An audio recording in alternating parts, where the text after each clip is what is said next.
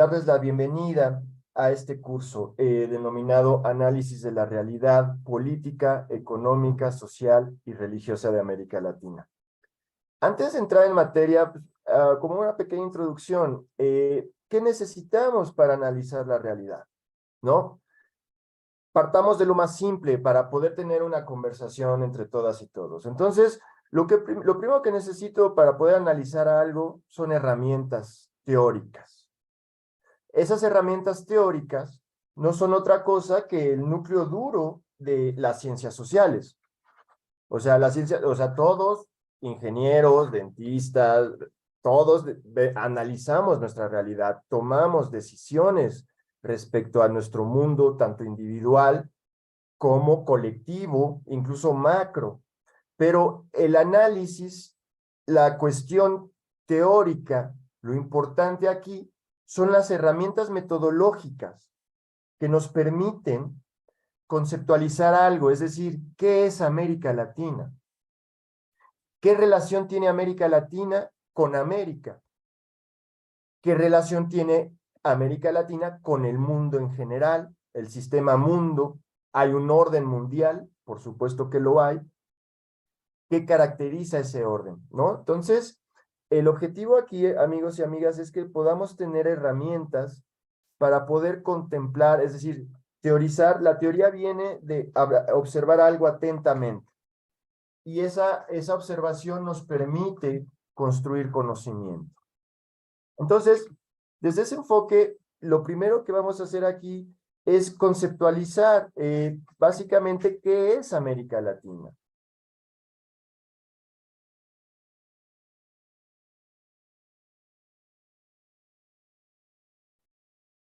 El Estado es una agrupación de personas que viven en un mundo, de un modo estable y permanente en un territorio determinado. Primer elemento. El Estado es una agrupación de personas que viven de modo estable y permanente en un territorio determinado. Oye, Miguel, pero eso puede ser una comunidad, eso puede ser una sociedad, eso puede ser una familia, un grupo de amigos. Sí, vamos a complementarlo. El Estado es una agrupación de personas que viven de un modo estable y permanente en un territorio determinado y que están ligados entre sí mediante vínculos de solidaridad. Los vínculos de solidaridad son morales, culturales, religiosos, económicos, ¿sí? Entonces, primer elemento, o sea, hablando de esto, elementos de solidaridad, o sea, nosotros aquí tenemos elementos comunes. Tenemos personas que de Honduras, de México, ¿no? Pero el primer elemento que nos une es el idioma, nos entendemos. El segundo elemento que nos une son elementos morales. Estamos aquí, nosotras, nosotros, con una fe, con una cosmovisión del mundo, que se identifica con el pensamiento social cristiano. Entonces, de entrada ya hay dos elementos de solidaridad, o sea, ya nos vamos cohesionando. El tercer elemento, regional. Entonces, tenemos lengua, tenemos religión, somos de una misma región, y tenemos una historia común que se inserta en algo que se llama América Latina. Es una agrupación de personas que viven de un modo estable y permanente en un territorio determinado y que estamos ligados mediante lazos de solidaridad, morales, culturales, religiosos, económicos, ¿no? No me gusta la palabra, pero también raciales, ¿no? Y que a partir de ahí, esos vínculos se expresan en leyes,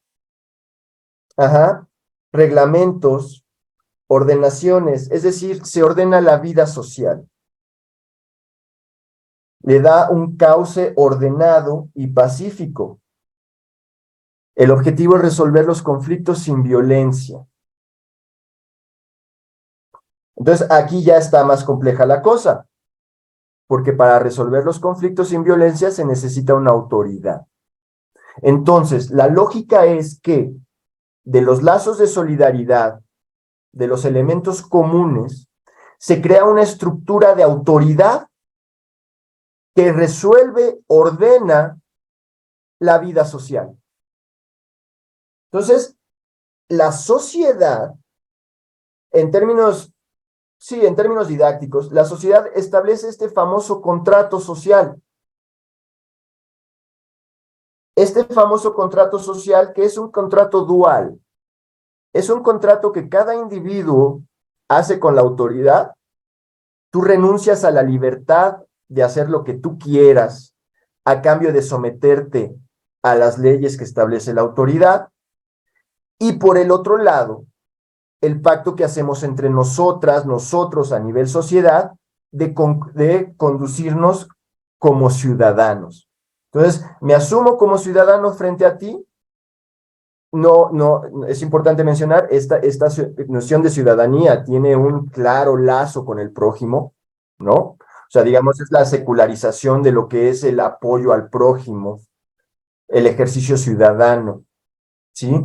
El mantener la casa común limpia, el no ser violento, el comportarse.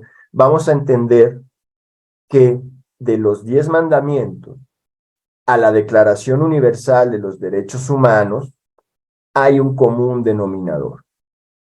Por supuesto que hay una orientación cristiana, posteriormente católica, en la elaboración de normas, ¿sí?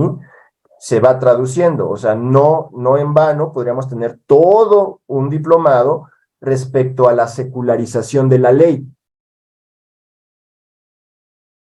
En un primer momento, por ejemplo, antes de que estuviera el Estado, la iglesia controlaba el tiempo. ¿Por qué? Porque no había relojes, había el reloj de la iglesia. Uno volteaba a ver qué hora era la iglesia. Cuando alguien nacía, era bautizado. Cuando alguien fallecía, se le hacían exequias. Cuando alguien se casaba, se hacía la boda. ¿En dónde? En la iglesia. Esas son las principales funciones del registro civil. ¿Quién nace? ¿Quién se muere? ¿Quién se casa? Después viene una fiscalización que viene con el diezmo. Eso, a partir de la Baja Edad Media y todo eso, hubo una disputa, ¿no? El poder espiritual frente al poder, dada al César lo que es del César y a Dios lo que es de Dios, y bueno, sabemos que ya hubo una secularización. Pero vemos que la sociedad tiene ese espíritu justnaturalista, moral, que lo traduce en leyes. Entonces, va de nuevo. El Estado es una agrupación de personas que viven de un modo estable y permanente en un territorio determinado y que están ligados entre sí mediante lazos de solidaridad, que pueden ser morales, culturales, religiosos, económicos y raciales. Esos vínculos se expresan en leyes, reglamentos que ordenan la vida social y resuelven conflictos. Hay una autoridad o poder público que unifica, coordina e impulsa los trabajos de esta sociedad hacia una meta común.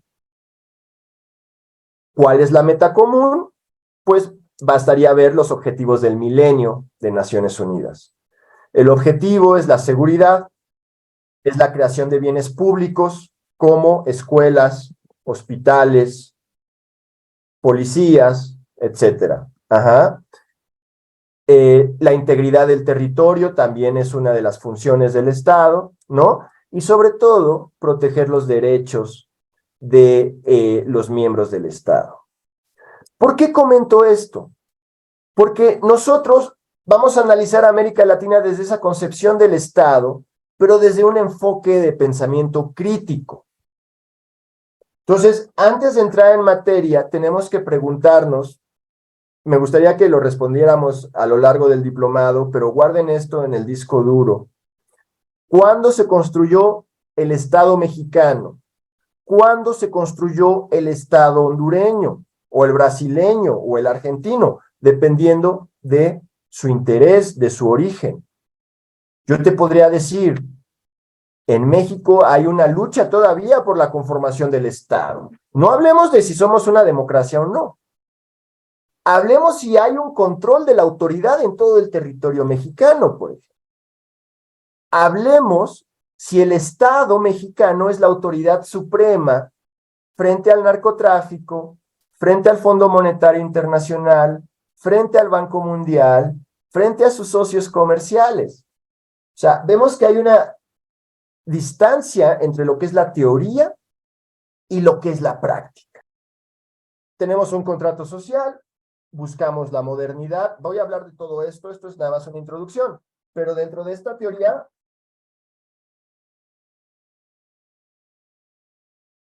tenemos 86 millones de personas que viven en la pobreza extrema. Pobreza extrema es vivir con menos de $1 al día.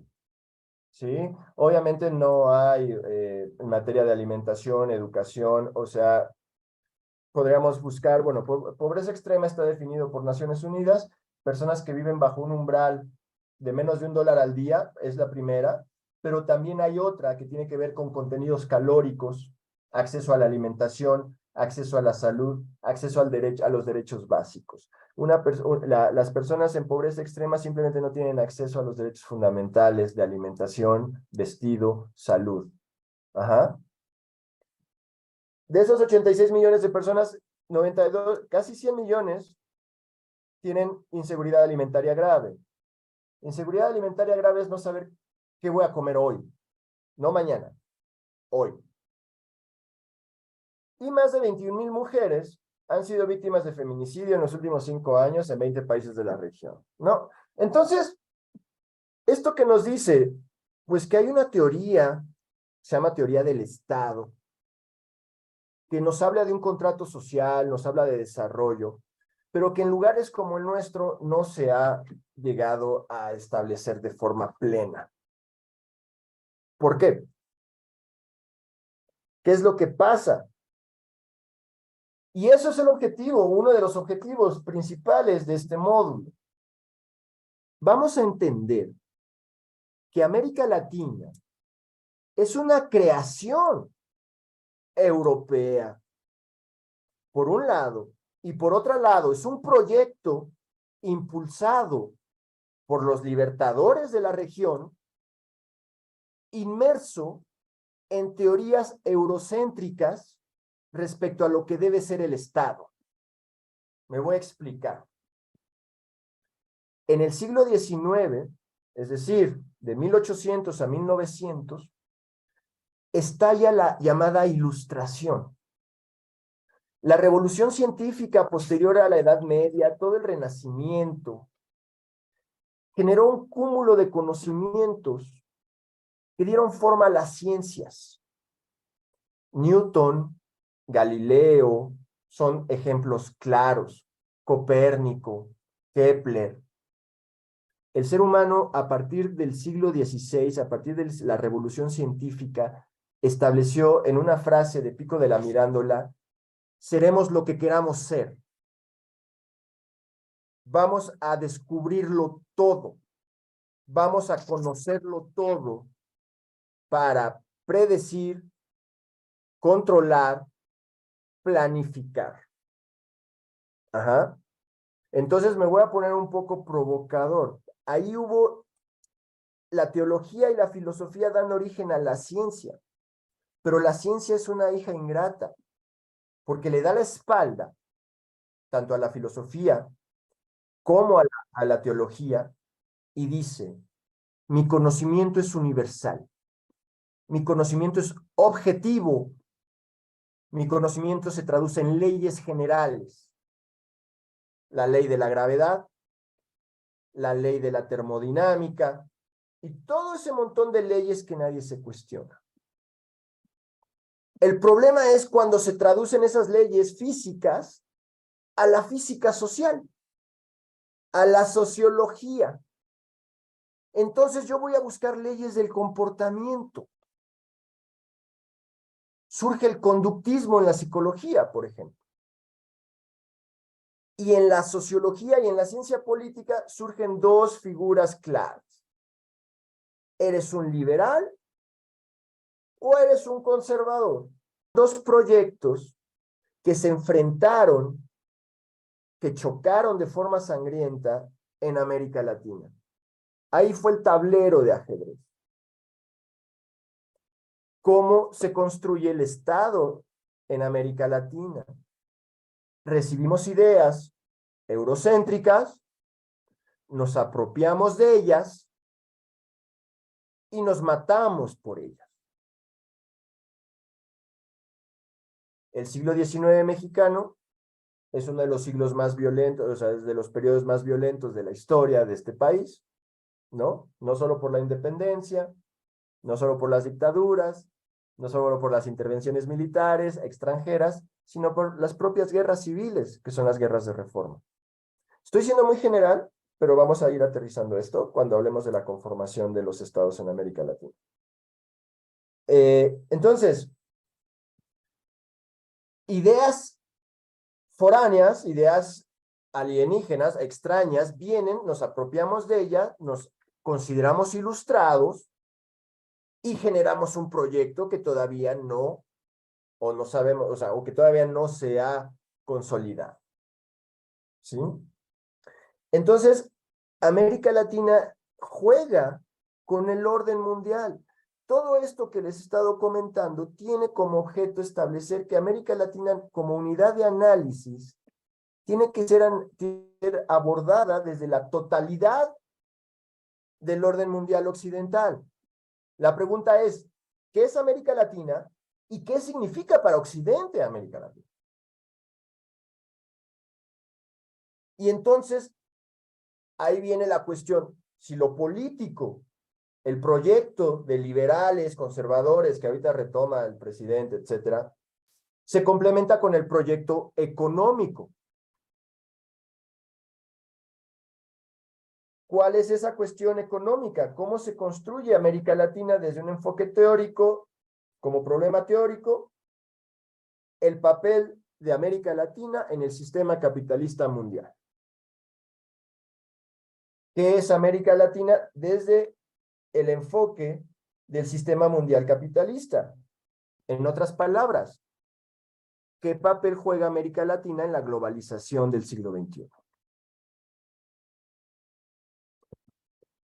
Entonces, el periodo que vamos a trabajar tiene que ver desde el origen del concepto hasta la inserción de la región en la globalización o mundialización. América Latina forma parte de la división del trabajo internacional de los países. Entonces, no podemos analizar nuestra realidad si no tenemos en contexto que esa realidad es dependiente de una totalidad. Pregúntenle a Venezuela, por ejemplo. Brasil, Argentina, o sea, incluso México. O sea, en el caso mexicano, una de las mayores puntos que enarbolaba el actual presidente es la lucha contra el neoliberalismo. Es decir, se va a acabar el neoliberalismo, nos decía. ¿Cuál fue su primer acto de gobierno? Firmar el TIMEC, el Tratado de Libre Comercio con América del Norte, versión 2.0. Ajá. ¿Cuál fue el siguiente? Pues las refinerías de Dos Bocas, ¿no? Extractivismos, Trenes Mayas, o sea, sin afán de caer en polémica, no importa qué presidente hubiera llegado al poder, estás inserto en una inercia internacional que no te permite decir yo voy a acabar con un plumazo con el neoliberalismo, porque las economías están engarzadas como lo han estado desde la conquista. Ajá, entonces, llega el momento de hablar de independencia. No me quiero concentrar mucho en el caso mexicano, pero es bastante paradigmático. México se independiza en 1810. Ajá, independiza. Quien inició esta cuestión fue precisamente la inestabilidad de la metrópoli. España estaba acéfala. Napoleón III había capturado a Fernando VII. Todos los tributos, todos los, digamos, elementos de importación que iban a Europa, a España, ya no acababan en la metrópoli, acababan en Francia. Entonces Miguel Hidalgo lo que buscaba era un gobierno provisional en lo que llegaba Fernando VII. ese gobierno provisional se dio cuenta 2 años después que no iba a pasar. Se promulgan los sentimientos de la nación en 1812. Es cuando se busca la abolición de la esclavitud, etc. Bueno, ese mismo año, los artífices de esto, Miguel Hidalgo y José María Morelos y Pavón, fueron arrestados y decapitados. Quien concluyó la guerra de independencia fue Iturbide, un español que había sido comisionado para el último esfuerzo de la corona por recuperar México. Y Iturbide se encuentra con Vicente Guerrero, que era el guerrillero que estaba en ese momento todavía con la lucha de independencia, y se abrazan en un lugar que se llama Catempan. Resultado, en 1822 fuimos imperio. Entonces, una independencia que te decía libertad, no esclavitud, acabó siendo un imperio. ¿Quién puso la sangre? Los indígenas, los mulatos, los mestizos. ¿Quién ocupó el poder? Los hijos de españoles, le hace criollos. Fue un reacomodo de poder. ¿Qué cambió después de la independencia? Tuvimos la dictadura de Su Alteza Serenísima, José Antonio López de Santana. Se perdió la mitad del territorio en la guerra con los Estados Unidos. Después, ¿qué pasó en 1863? Invitamos a Maximiliano para que para que seamos imperio otra vez. Entonces, y después de eso, ¿qué pasó? Bueno, Benito Juárez, una reforma que duró cerca de 10 años, y después otra dictadura de Porfirio Díaz. Entonces, el siglo XIX mexicano estaba cargado de ideas revolucionarias, de ideas ilustradas en la teoría, en los libros, en la Alameda, en el café, entre las oligarquías. Pero en la realidad, esas ideas se utilizaron para reubicar el poder. Lo mismo pasó con la revolución. Los que iniciaron la revolución, Zapata, Villa, Carranza, todos muertos, traicionados, asesinados. Ajá. ¿Quién concluyó la Revolución Mexicana? Pues los grupos militares de poder que crearon después de las ideas de sufragio efectivo, no reelección, crearon una estructura de poder que dejó el poder hasta el 2000. Con esto en mente, vamos a entender que para poder analizar nuestra realidad, tenemos que conocer estas herramientas teóricas, pero también tenemos que ser capaces de generar un pensamiento crítico que nos haga pensar en términos de modernidad, colonialidad. Eso va a ser, digamos, el eje rector.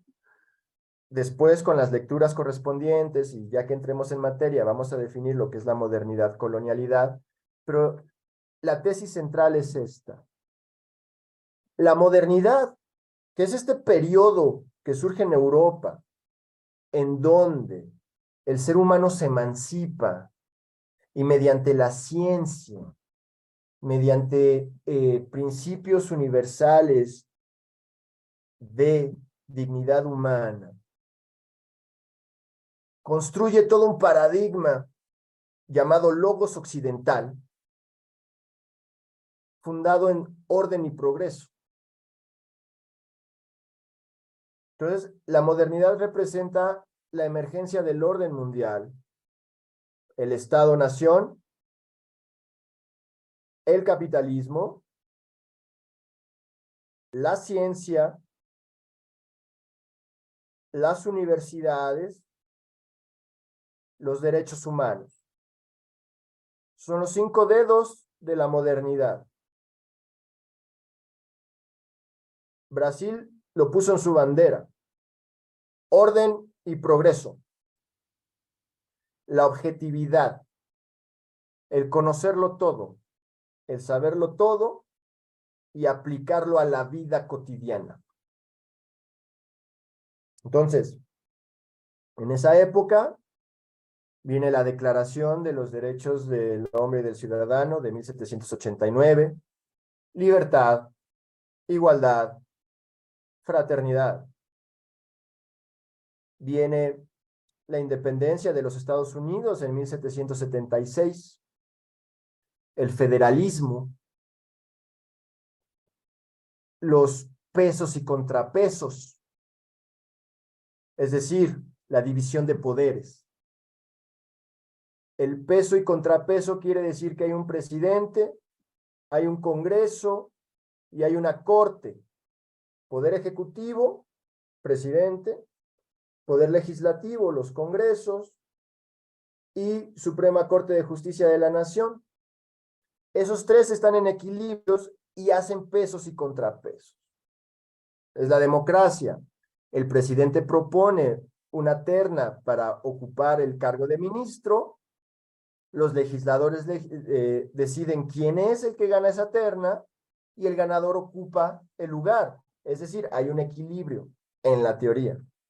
Son principios modernos. Ajá. Principios modernos que organizan el Estado. La pregunta es obvia. Si en Francia, en 1789, se hablaba de igualdad, fraternidad y libertad, ¿qué pasaba en América Latina? Había esclavitud. Para que un Estado sea moderno, necesita de una colonia que alimente esa modernidad.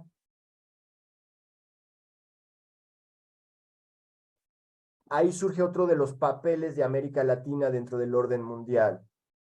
América Latina, como abastecedora de recursos, fortalece los estados que se pueden dar el lujo, bueno, no el lujo, sino que se pueden asentar en los principios modernos.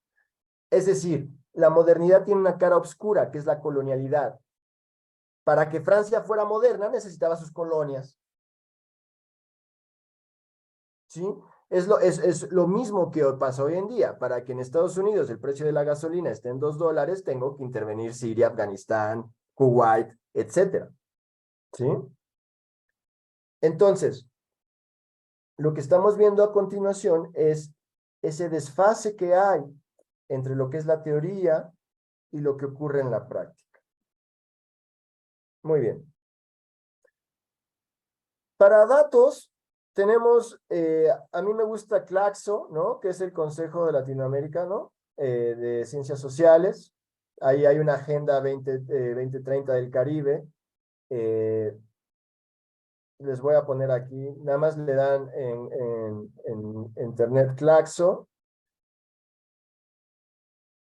Y digamos es el Consejo Latinoamericano de Ciencias Sociales, ¿no? En el Consejo Latinoamericano de Ciencias Sociales se dedica a muchas cosas, maneja estadísticas, genera eventos, congresos, etcétera, pero es quien trabaja el estudio de la realidad actualmente. Entonces, esto para sus investigaciones futuras puede ayudar. Después de Claxo, tenemos otro elemento que se llama la CEPAL.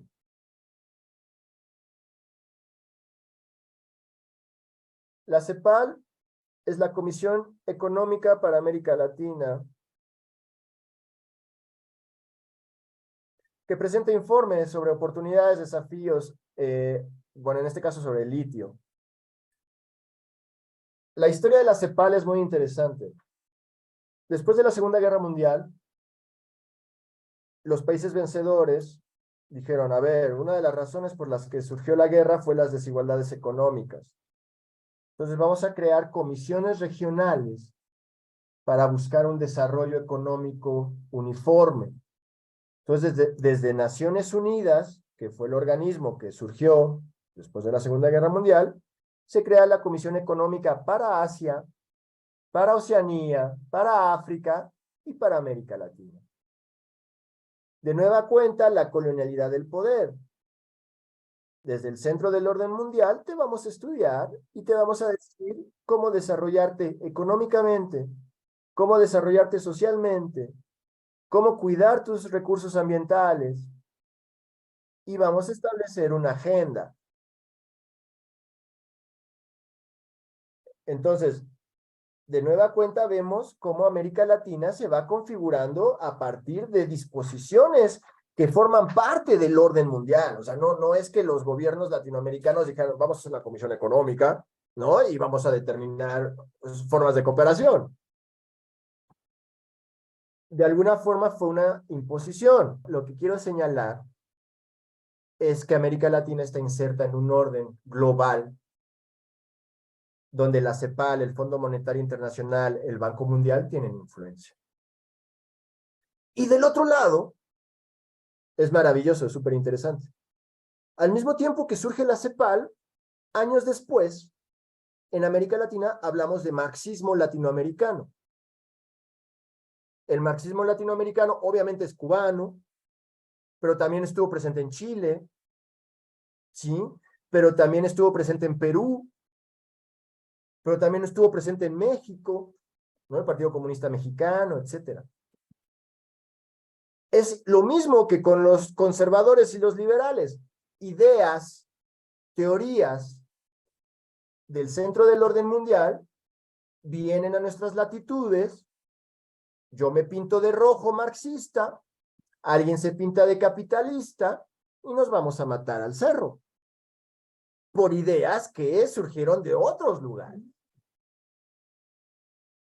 por proyectos de nación que no han sido diseñados desde y por los habitantes de América Latina. Justo en estos momentos es cuando surge la cuestión de colonial, voltear a ver a los pueblos originarios, escuchar a Pachamama, ¿sí? Porque ahora vivimos épocas posmodernas. Simplemente quedémonos con esta cuestión de que América Latina no puede ser analizada de forma aislada, ¿sí? Sino que forma parte de las relaciones internacionales que mantienen el orden mundial. Finalmente, bueno, ¿cómo surgió y se elaboró el concepto? Como idea, los libertadores, ¿no? Una idea opuesta a la América sajona.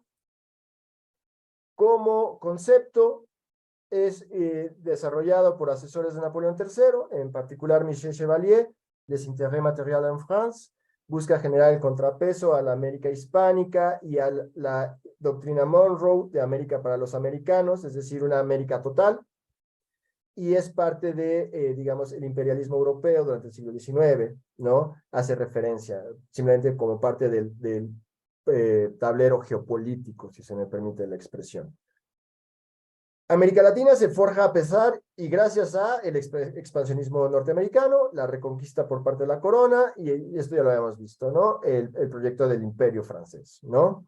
Esta cuestión establece que la civilización moderna tiene doble raíz, la tradición romana y la tradición germánica, es lo que alimenta a Occidente, esta oposición, esta dialéctica, ¿no? Es lo que forma el paradigma occidental en grandes rasgos. Es la disputa por la civilización y el porvenir en territorios considerados salvajes. Ese es el juego. Las élites llegan a territorios, aquí no hay nada, aquí hay puro salvaje, vamos a civilizarlos a la sajona o a las latinas. Y ahí viene lo de las dos Américas, ¿no? Finalmente, la primera vez que se utiliza de manera como América Latina, estamos hablando de 1856, y después Napoleón lo retoma. Insisto, aquí hay pequeñas respuestas, ¿no? Algunos datos. América Latina es una comunidad imaginaria que se compone por el grupo de países americanos donde se hablan lenguas romances. Lo que nos hace hermanos y hermanas es precisamente nuestra condición de subalternidad y nuestra religión. Ajá. Finalmente me faltó, hay una cuestión, hay una organización supranacional, se llama la CELAC, no confundir con la CELAM, es un organismo supranacional que engloba a todos los estados que se consideran latinoamericanos. Aquí está la CELAC, ¿no? La Comunidad de Estados Latinoamericanos y Caribeños. Yo accedí a ella desde el gobierno de Colombia, pero si ustedes le dan en cualquier buscador CELAC, van a encontrar, ¿no? Los países miembros, ¿no? Aquí están, ¿no? Aquí destaco Honduras, ¿no? Está México y todos. Y te habla cómo funciona y sobre todo cuestiones económicas. La Alianza del Pacífico, Prosur, cerrando. Los 4 niveles que vamos a abordar, esto es transversal, a lo largo de la semana vamos a ver, ¿no? La historia local, la patria chica, la historia de los estados, estados y naciones nacidos durante el siglo XIX, este es el punto súper interesante, los grandes conjuntos regionales, el Cono Sur, países andinos, América Central, Caribe, Brasil, México, y la historia continental, que es la historia, la lucha entre América y las Américas. Esos 4 niveles, insisto, van a ser transversales y vamos a entrar de lleno en ellos la próxima clase.